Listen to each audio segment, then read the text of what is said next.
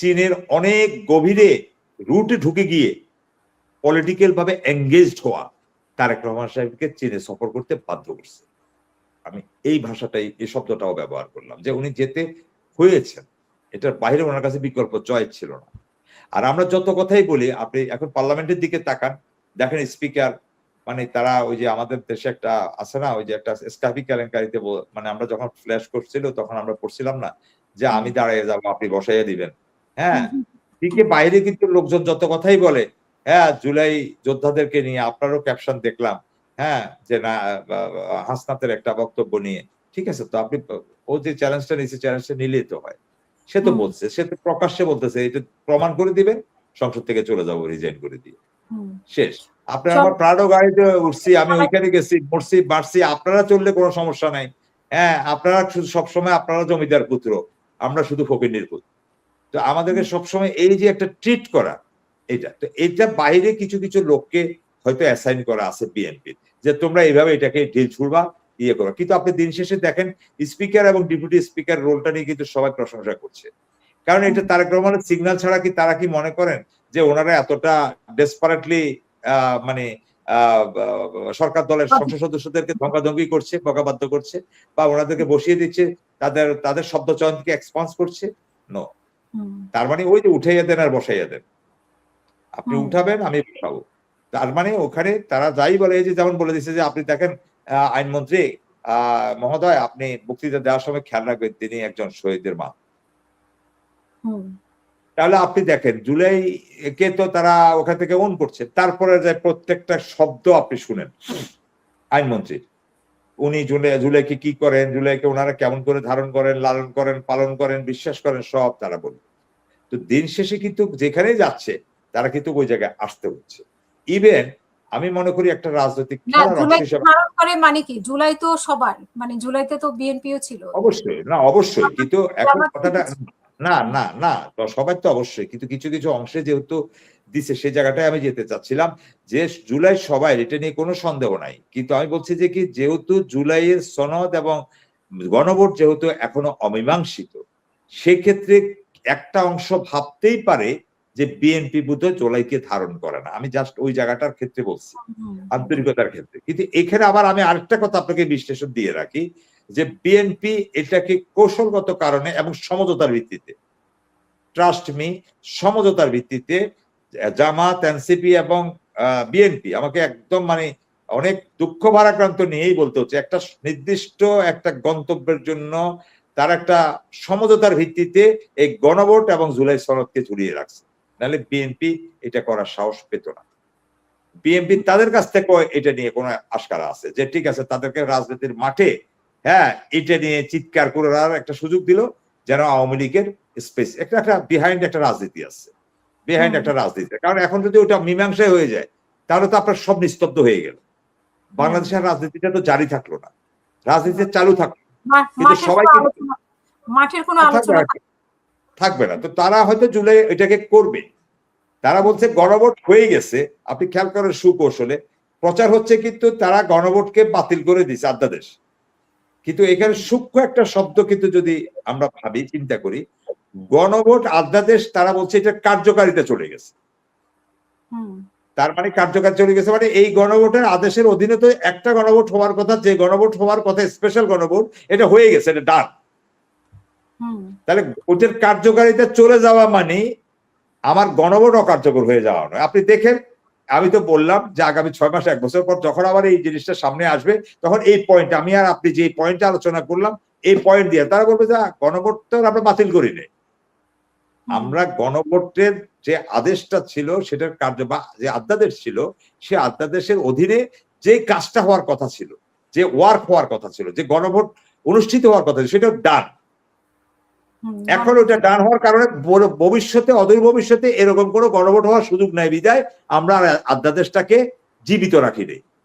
আপনি ক্লিয়ার বিষয়টা? আমি আশা করি আপনি বুঝতে পারছেন যে আমি কোন বিষয়টাকে অ্যাড্রেস করি। কিন্তু এখন বিএনপি কিন্তু ওখানে ফাঁকতালে পড়লো কি, বিএনপি বলতেছে যে কি করতেছে তারা গণভোট বাতিল করে দিয়েছে, কিন্তু ওখানে অধ্যাদেশের কার্যকারিতা বাতিল হয়ে যাওয়ার কারণে ওটাকে আর জীবন্ত করে রাখা হয় না। এটা জামাতেও জানে, এটা এনসিপিও জানে, কিন্তু ওই যে বললাম সমঝোতার ভিত্তিতে কিন্তু সবকিছুর মূলে কিন্তু একটা সমঝোতা এখানে কাজ করছে।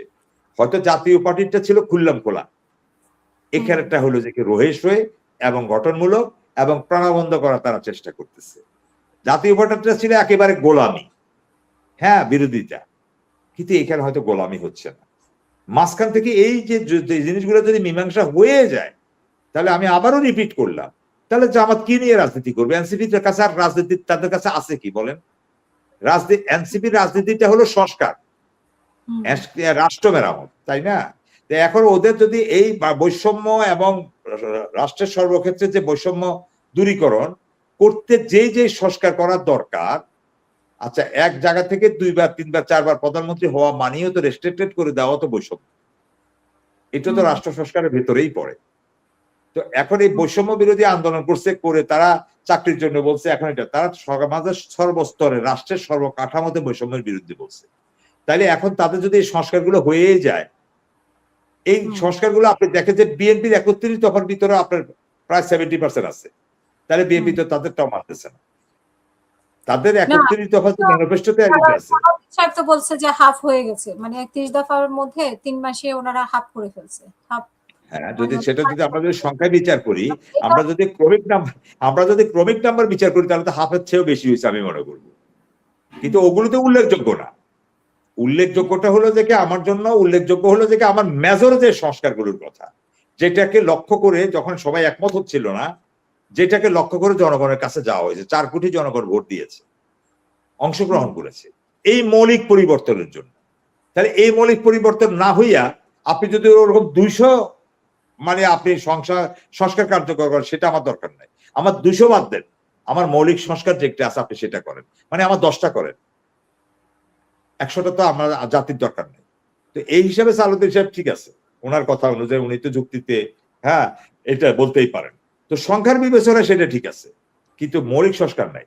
আর আমি মনে করি এই মৌলিক সংস্কার না করার পেছনেও এখানে একটা রাজনীতি আছে, সেই রাজনীতিটা হলো যে কি এটা, সেটা আমি বলে দিলাম। এটা নিয়ে গবেষণা করুক, এটা নিয়ে আমার বক্তব্য নিয়ে কেউ চ্যালেঞ্জ করুক, তার ভিন্ন মত দেখ, আমি সবাইকে ওয়েলকাম জানাই। আমি বলছি এটা করা হয়েছে শুধু মাঠটাকে গরম রাখার জন্য। এই যে বিভাগীয় শহরে শহরে সম্মেলন হচ্ছে, এই যে আপনার 36 দিনের কর্মসূচি আগামী জুলাইয়ের 1 তারিখ থেকে 36 জুলাই পর্যন্ত, মানে 5 আগস্ট পর্যন্ত, মানে 11 দলীয় জোট কর্মসূচি ঘোষণা করলো। তা আপনি কি মনে করেন এই যে এইখানে 5 তারিখে যদি আওয়ামী লীগের ফিরে আর বা আবার ওই যে কতক্ষণ পর পর আসে যে একটা লম্পঝম্প করে, সেটা যেন করার জন্য স্পেস না থাকে, তাহলে বিএনপি বিহাইন্ড দ্য সিন থেকে ওদেরকে দিয়ে এই রোলটা পাস করাচ্ছে। আর আজকে যদি তাদের এই দাবিগুলো না থাকতো, তাহলে তারা রাস্তায় আসতো না, আর এই শূন্যতায় আওয়ামী লীগ কোনো না কোনো মানে ক্ষমতায় তার ফিরে আসবে না, কিন্তু যে ষড়যন্ত্র, এই ধরনের আপনার অগ্নিকাণ্ড করা, একটা ধ্বংসাত্মক কার্যকলাপ করা, সেগুলো তো করতে পারতোই। কিন্তু আজকের মাঠটা এবং রাস্তাটা পাহারায় থাকছে কেন? শুধু ওই যে জুলাইয়ের এই জিনিসগুলো বাস্তবায়িত হওয়ার না কারণে। এবং এনসিপি নিজেই, আর যদি বিএনপি এটা বুঝে করে থাকে, বুঝে তো অবশ্যই করছে, তবে এটা বিএনপির জন্য ক্ষতি হবে, কারণ এখানে এনসিপি কে আরো শক্তিশালী করতে সহায়ক হবে। কারণ এনসিপি তার বক্তব্যটাকে তুলে দিতে চাচ্ছে, কিন্তু সংস্কার বাস্তবায়িত হয়ে গেলে তখন এনসিপি কে বলা যেত তোমার সংস্কারও হয়ে গেছে, এবার চলে যাও, আর তোমরা কি চাও, হোয়াট ইউ ওয়ান্ট। এই যে কথাগুলোতে, এই কথাগুলো বলার জায়গা যেহেতু থাকতো না, কিন্তু আমি মনে করি এনসিপিও এখানে তাদের জন্য একটা শূন্যতা যেটা ছিল সেই ভ্যাকুয়ামটা ফিল আপ করার, এবং জামাতে ইসলামেরও যে একটা স্বীকৃতি, বাংলাদেশে অফিসিয়াল স্বীকৃতি, কারণ সংসদ সদস্য অফিসিয়াল স্বীকৃতির কোনো সন্দেহ নাই, কিন্তু বিরোধী দলীয় নেতা কিন্তু প্রধানমন্ত্রীর চেয়ে কোনো অংশে কম না।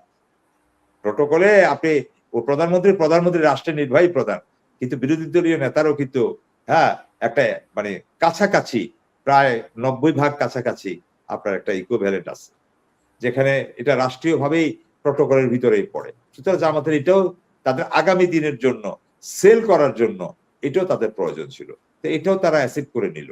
অতীতে তো তারা মন্ত্রী ছিল, অতীতে এমপি ছিল, কখনো 20 জন ছিল, কখনো 4 জন ছিল, অনেক কিছুই ছিল।